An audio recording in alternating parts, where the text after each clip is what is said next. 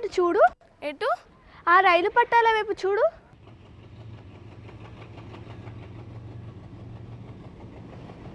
అవును, సమాంతరంగానే ఉన్నాయి.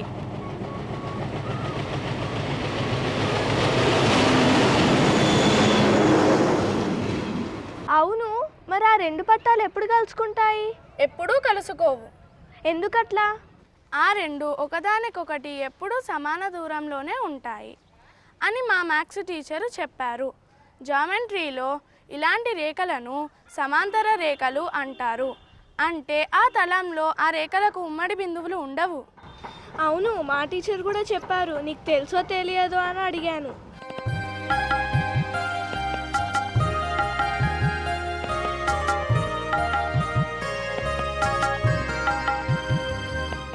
వైష్ణవి, అటు చూడు, గాలిపటాలు. మనం కూడా ఎగురవేద్దామా?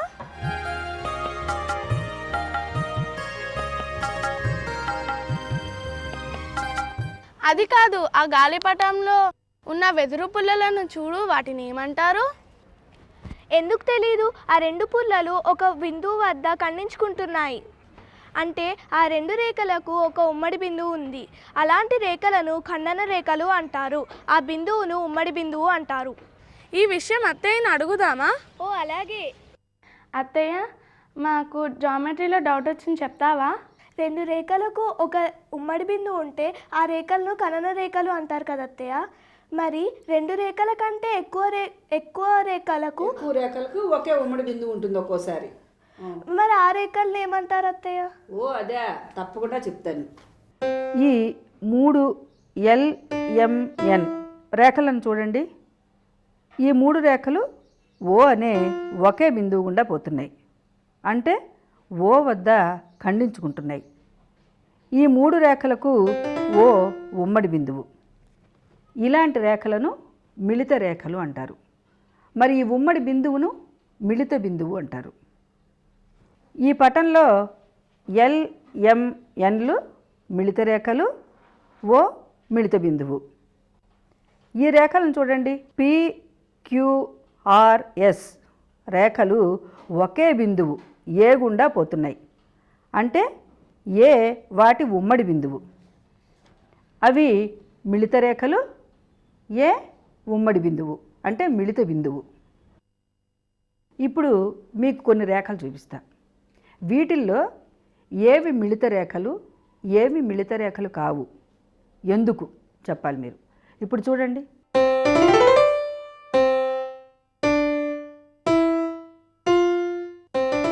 TUVW మిళిత రేఖలు కాదు, ఎందుకంటే ఆ 4 రేఖలకు ఒక ఉమ్మడి బిందువు లేదు. TUV ఈ రేఖలు మాత్రం మిళిత రేఖలు. ఆ 3 రేఖలకు ఒక ఉమ్మడి బిందువు B ఉంది. B వాటి మిళిత బిందువు.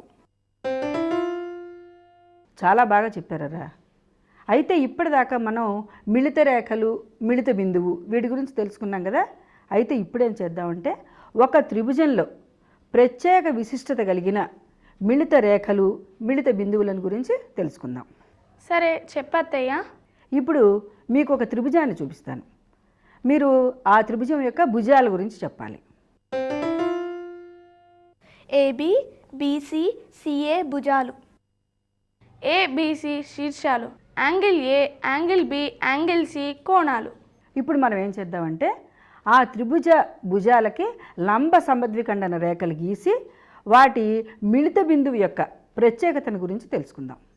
సరే, చెప్పత్తయ్య. ఒక ప్రాంతంలో ముక్కోణంలో ఉన్న 3 గ్రామాల వాళ్ళు వాళ్ళ గ్రామానికి ఒక పాఠశాల కావాలని దరఖాస్తు చేసుకున్నారు. నమస్తే మేడం. నమస్కారం. నమస్కారం.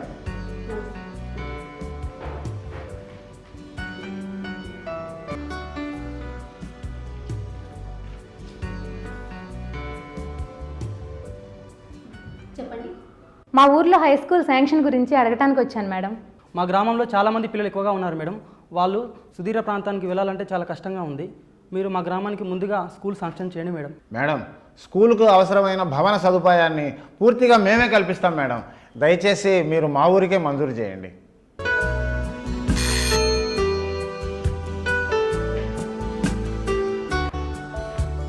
చెప్పండి.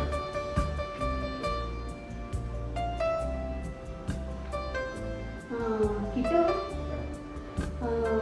మన జీవన్ గారు ఉన్నారు కదా, ఆ సార్ని స్కూల్ కలిసి తీసుకొచ్చారని చెప్పు. అలాగే.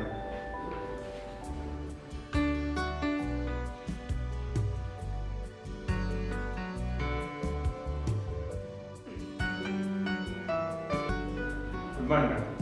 గుడ్ మార్నింగ్, తీస్తే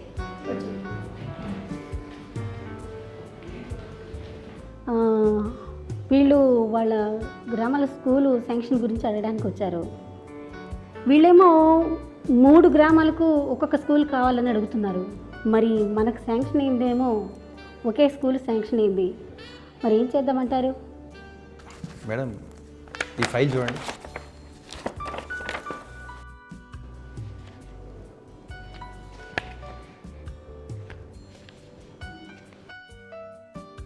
వీళ్ళ స్కూల్ వేవి ఓకే ఓకే. మా ఊరు పిల్లలు వేరే ఊరికి వెళ్ళి చదువుకోవడానికి ఇబ్బంది పడుతున్నారు. కొంచెం ఆ స్కూల్ మా ఊర్లో ఏర్పాటు చేయండి మేడం. మేడం, మీరేమో మీ గ్రామానికి కావాలని అడుగుతున్నారు, అదేవిధంగా వాళ్ళు కూడా అడుగుతున్నారు. మరి ఏం చేయమంటారు చెప్పండి? ఇక్కడ శాంక్షన్ అయిందేమో ఒకే స్కూలు. 3 గ్రామాలకు ఏది మేలు అనిపిస్తే ఆ డెసిషన్ తీసుకోండి మేడం.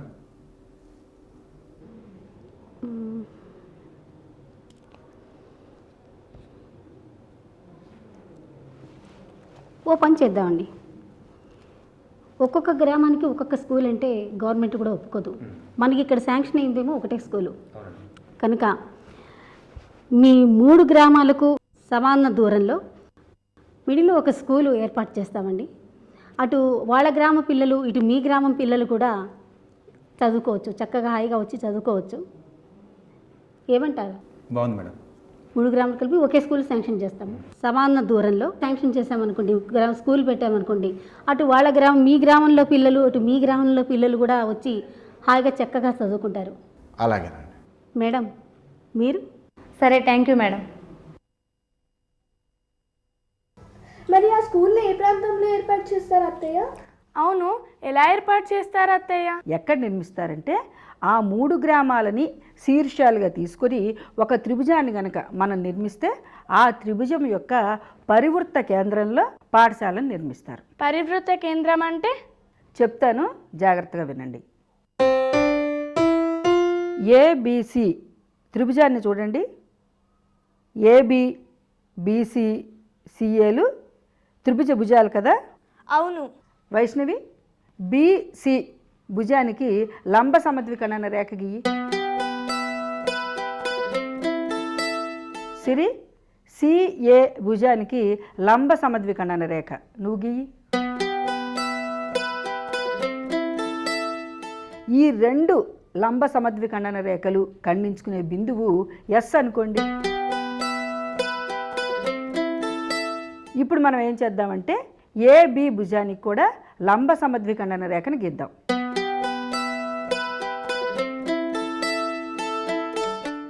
ఇప్పుడు చెప్పండి, మీరేం గమనించారు? ఏబీ భుజానికి గీసిన లంబ సమద్విఖండన రేఖ కూడా ఎస్ గుండా పోయింది.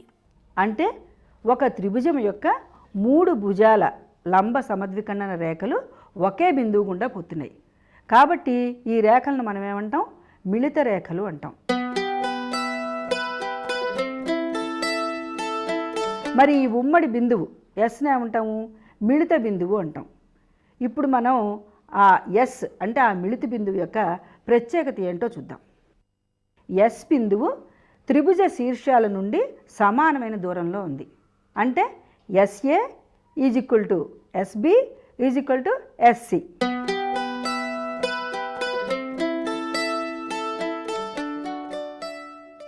ఇప్పుడు ఏం చేద్దామంటే ఎస్ను కేంద్రంగా తీసుకుని ఎస్ఏ వ్యాసార్థంతో ఒక వృత్తాన్ని గీద్దాం.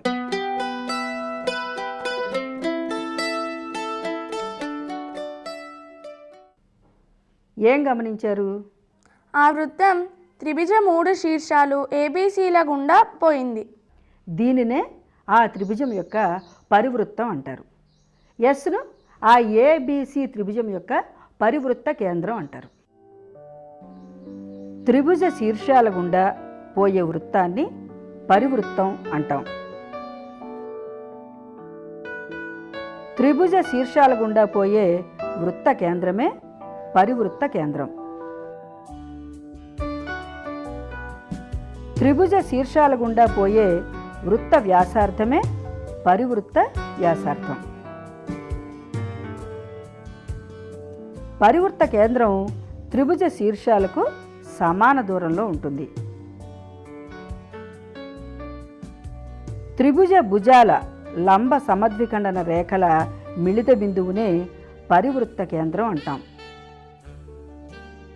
త్రిభుజ భుజాల లంబ సమద్విఖండన రేఖల మిళిత బిందువు నుండి ఆ త్రిభుజ శీర్షాలకు గల దూరమే పరివృత్త వ్యాసార్థం.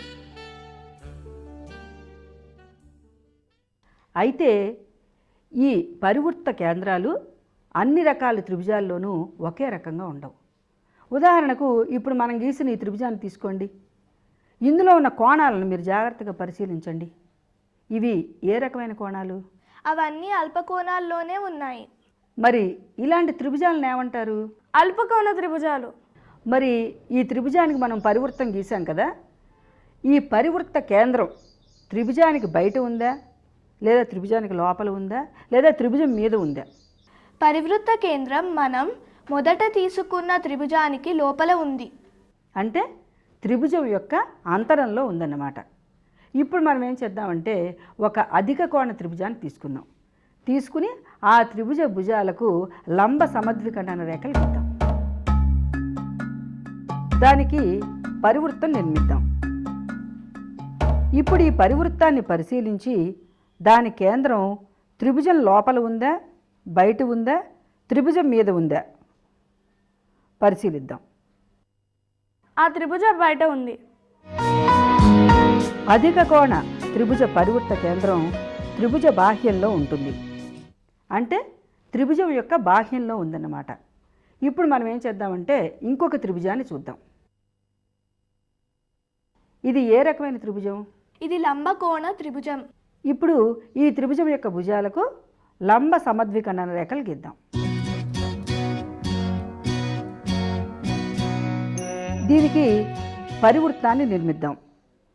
ఇప్పుడు ఈ వృత్తాన్ని పరిశీలించి దాని కేంద్రం ఏ స్థానంలో ఉందో చెప్పండి. ఒక భుజం మీద ఉంది. అంటే త్రిభుజం మీద ఉందన్నమాట. మరి ఆ భుజాన్ని ఏమంటారో తెలుసా? అది కర్ణం. ఇప్పుడు పరివృత్త కేంద్రం ఆ భుజం మీద ఏ స్థానంలో ఉందో చెప్పగలరా? మధ్యలో ఉంది. అంటే కర్ణం మధ్య బిందువు. లంబకోణ త్రిభుజ పరివృత్త కేంద్రం త్రిభుజం మీద ఉంటుంది. కర్ణం మధ్య బిందువు అవుతుంది. ఇప్పటిదాకా మీరు మిళిత రేఖలు అంటే ఏమిటో తెలుసుకున్నారు.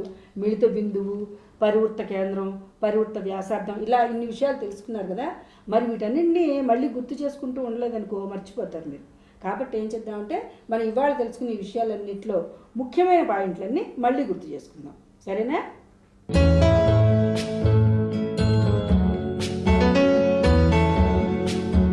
త్రిభుజ పరివృత్త కేంద్రం. ఒక తలంలో 3 అంతకంటే ఎక్కువ రేఖలు ఒకే బిందువు గుండా పోతే వాటిని మిళిత రేఖలు అంటాం. మిళిత రేఖల ఉమ్మడి బిందువును మిళిత బిందువు అంటాం. ఒక త్రిభుజ భుజాల లంబ సమద్విఖండన రేఖలు మిళితమవుతాయి. ఒక త్రిభుజ భుజాల లంబ సమద్విఖండన రేఖల మిళిత బిందువు ఆ త్రిభుజ శీర్షాల నుండి సమాన దూరంలో ఉంటుంది. త్రిభుజ శీర్షాల గుండా పోయే వృత్తాన్ని పరివృత్తం అంటాం. పరివృత్త కేంద్రం త్రిభుజ శీర్షాలకు సమాన దూరంలో ఉంటుంది. త్రిభుజ భుజాల లంబ సమద్విఖండన రేఖల మిళిత బిందువే పరివృత్త కేంద్రం. త్రిభుజ భుజాల లంబ సమద్విఖండన రేఖల మిళిత బిందువు నుండి ఆ త్రిభుజ శీర్షాలకు గల దూరాన్నే పరివృత్త వ్యాసార్థం అంటాం. వివిధ రకాల త్రిభుజాలు, పరివృత్త కేంద్రాల స్థానాలు, త్రిభుజ రకం, పరివృత్త కేంద్రం స్థానం. అల్పకోణ త్రిభుజం, త్రిభుజం అంతరం. అధిక కోణ త్రిభుజం, త్రిభుజ బాహ్యం. లంబకోణ త్రిభుజం, త్రిభుజం మీద అంటే కర్ణం మధ్య బిందువు.